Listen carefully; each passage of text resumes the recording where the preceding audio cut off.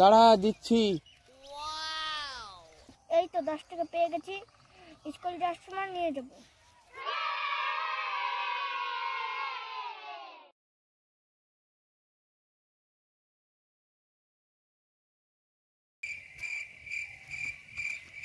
হ্যাঁ ভাই তো টাকা রেখে গেছে, যাই এই টাকাটা খাবার খেয়ে আসি।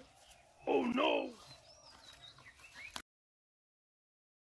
হেই, আমার টাকা কোথায় গেল? দাদা নিয়েছে।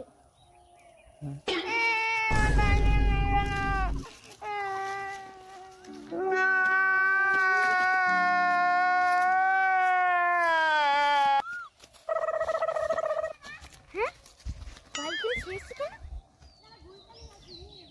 সাধুয়ার কাছে নিয়ে যাই।